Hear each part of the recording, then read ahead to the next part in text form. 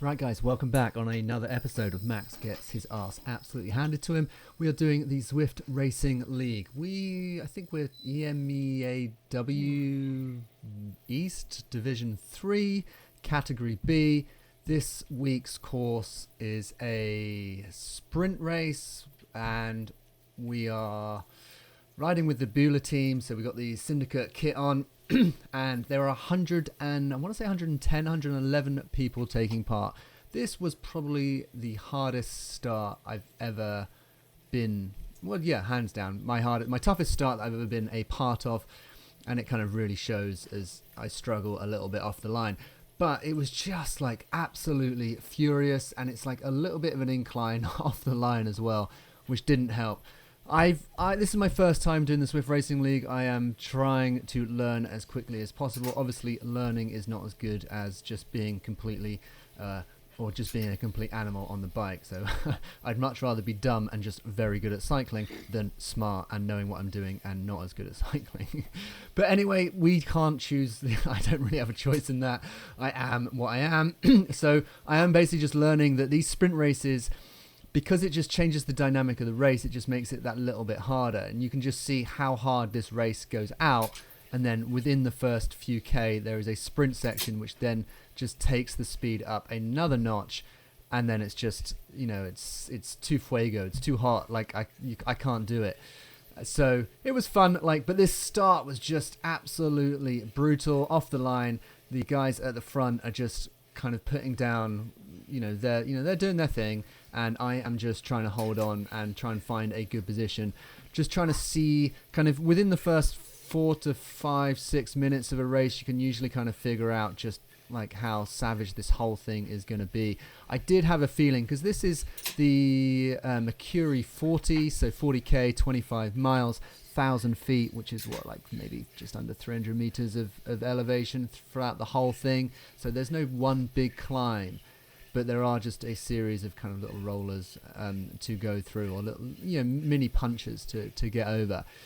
But you get a feel for the whole thing, how the whole thing is going to go. But because it was 25 miles or 40k, I did kind of feel like it might chill out a little bit if I could hold the front group. Unfortunately, as you can see, just a little incline, 4-5% incline, just strong riders. I've gone from start line to 164 beats per minute, just having to hold power that's just over my threshold.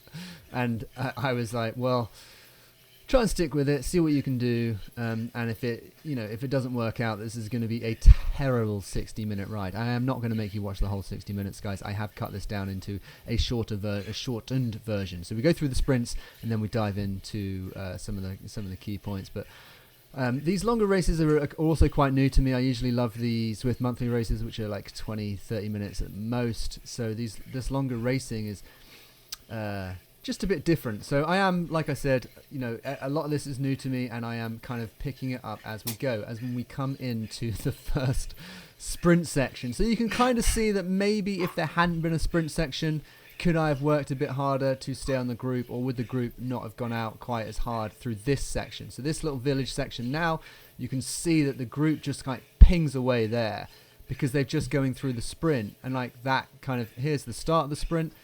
That kind of just means that I just don't stand a chance of holding that very kind of front group.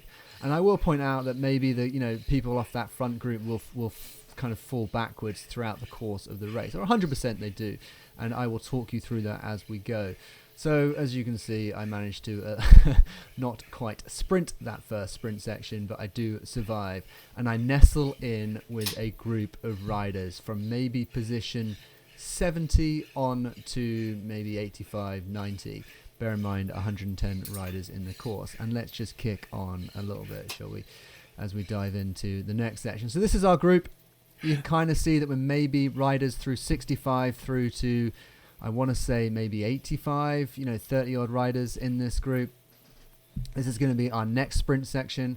Once again, first and foremost, you can see that my previous time on the sprint section is 12:24, 12 seconds 24. So they are quite hard and punchy. But the sprint sections, now that we're in a smaller group, the dynamic changes again, because it breaks the group up, and then for me the worry is like maybe getting caught on the wrong side, or well, yeah, that's simply it. Like these sprint sections potentially can just ruin these little kind of chase groups. So as we dive in here, we're into the group. A few guys go for it. Not everyone goes for it, but the general pace does pick up.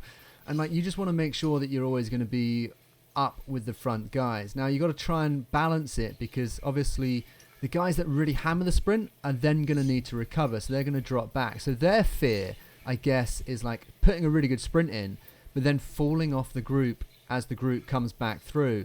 My fear is like maybe that some of the guys just pick up the pace, move through, and then don't slow down. Like, so it's not really the guys that are hammering the sprint that I'm worried about. It's like the guys that kind of pick the pace up, and then the group just kind of moves forward as, you know, maybe it's just that kind of like mental, the mental dynamic of like, okay, and you can see some of the guys that tried to put or did put a load of effort into the actual sprint, then kind of falling back through the group.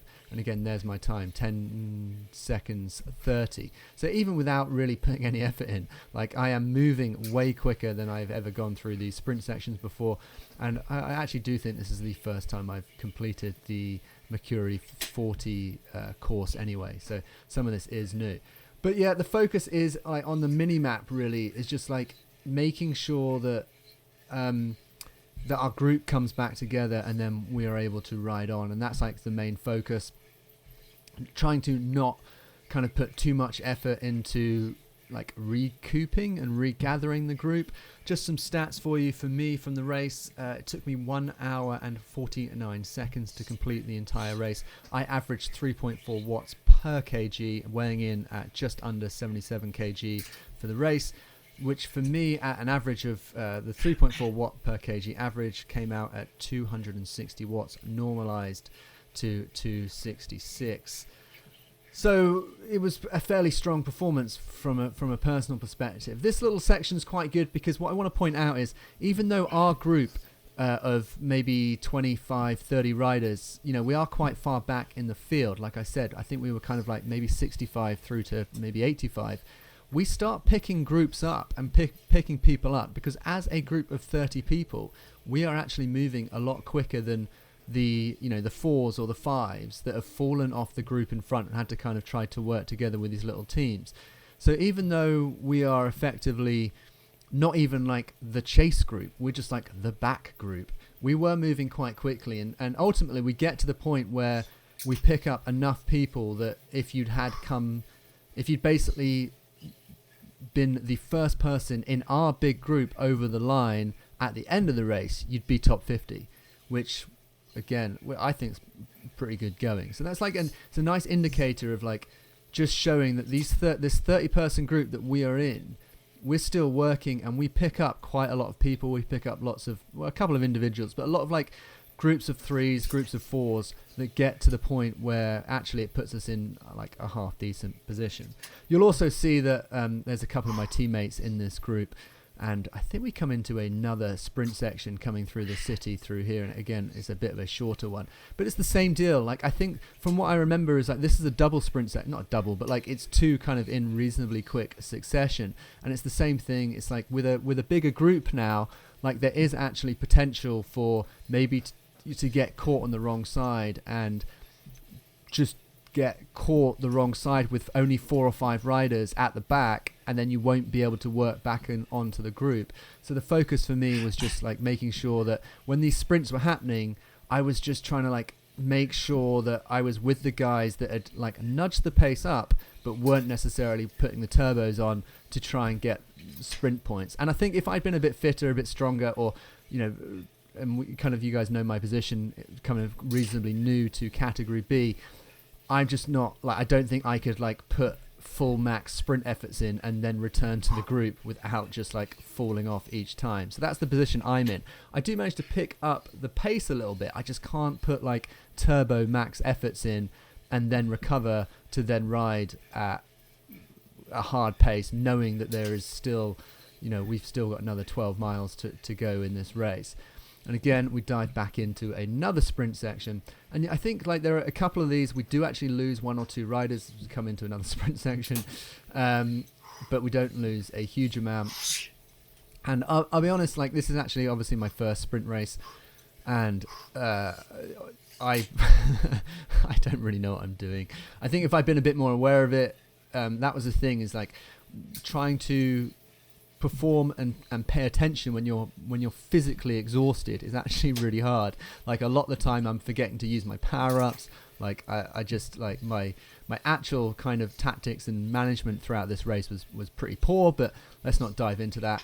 My main focus was basically just trying to put just put down a reasonably solid time or position within the race as an overall performance, rather than trying to pick up some sprint points. And I think I will have to kind of reassess exactly how some of these races work. But this was like as a 60-minute effort to hold 3.4 watts, which was 260 watts for that time. I'm pretty happy with it. I thought it was pretty good. I'm going to skip out a whole load of the course now as we dive into probably one of the more key sections, which is basically one of the last climbs in the route. And there weren't any kind of big climbs, but there were definitely these like inclines, and this was probably going to be one of the hardest ones. I didn't know this at the time. I just knew that as the group was moving, that I wanted to kind of keep my positioning pretty good. I'd probably say that this group was moving like a really hard Cat C front group.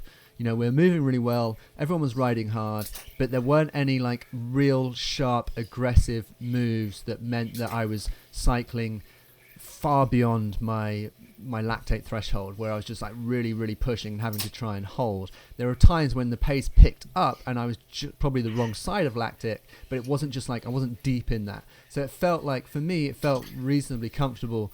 I don't want to say like comfy, but like it felt within my means to ride within this group. And then the changes in the pace, I was able to kind of manage a bit better. I was able to put the effort in and then hold it, because I wasn't coming from a place of complete exhaustion. I was coming basically from a place of like, okay, this feels hard, but it doesn't feel terrible. And I don't know what you refer to that as, like maybe a tempo pace, that kind of like, it's just below LT2, and then some of the moves are just above LT2, and then you can kind of recover either side. It's like an over-under session basically, where you can just manage your efforts a little bit. But I thought this was basically the interesting bit, and I actually think this is where I lose a couple of my teammates from the Bila lot, because if you check out the mini-map, we do lose a few people. Obviously weighing just under 77 kg, these kind of 4% climbs, I'm not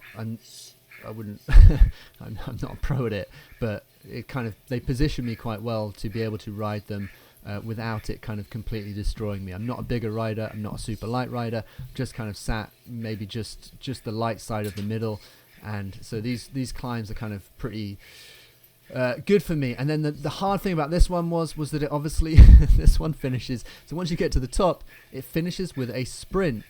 Or a sprint section. I'm not going to refer to it as a sprint, because that's exactly not what I do, but it does end up with a sprint section that we're about to come in now. So we've gone through a hard climb, and you can see on the mini-map that it's breaking the group up, right? And then you see a sprint section come up. So if you get caught out in the sprint section at the top of here we go, into the sprint section, 33 seconds was 33.55 was my previous PB. And you can see that there is a mini break in the group now on the mini map. There's a break in the group, and this sprint section is just going to tear this group apart, because obviously the guys at the front push, they do their thing, they put down their sprint effort. The guys that are like me, who are just trying to like make sure that the head of the snake doesn't disappear, we then kind of pick up the pace a little bit. And then if you're caught the wrong side of it, it's game over. You're going to have to ride really hard with 4 or 5 people to try and get back on. And unfortunately, you can just kind of see, and I think this is where a couple of my teammates fall off and don't quite make it back into the group. So that's like that last section. And then I'm having to do my best just to make sure, or that the group, or I'm the right side when the group comes back together. And this was the interesting thing. It's just like it changed the dynamic. These little sprint points completely changed the dynamic of the race. I wish I had better legs, or I'm sure at one stage I will have better legs to be able to put more of an effort into the sprint sections and then still hold on to a group. But you'll also notice that, the position wise, we're 55, 57, 58. We're up in the 50s now. So whereas previously our little group was within the 60s, 70s, we're now up into the 50s. Anyway, we're going to scooch right through to the finish of the race. And you can see that, you know, if you did come top of this group, you'd be in the top 50 riders, which I think that's great, considering our group was, you know, maybe top 65, top 70 when we first formed our group, to then get to the point where you're top 50. I know that it's obviously a sprint race, so it's not all about your GC, but it's still, like, I just thought that was a nice little nudge. Obviously, I don't know how these guys are doing it, but they've obviously still got some legs left in. A little kind of incline up into the finish, a little incline kick. I am doing my best to hold on. Heart rate starts building up. So after 60 minutes to still be able to get my heart rate up, hopefully I touch. Go on, Max. Put a bit of an effort in. Go on, get it up to 170. And then there we go. We kick through the line. Stick around for the power curve, because it's just as you'd expect. Everything from 30 minutes through to 60 minutes is pretty much this ride. So I do feel like we are getting there, guys. We are getting there. So I'm going to go and hit a big leg session today, and I will see you guys for another Zwift race probably next week now, because I am exhausted. Thanks, guys.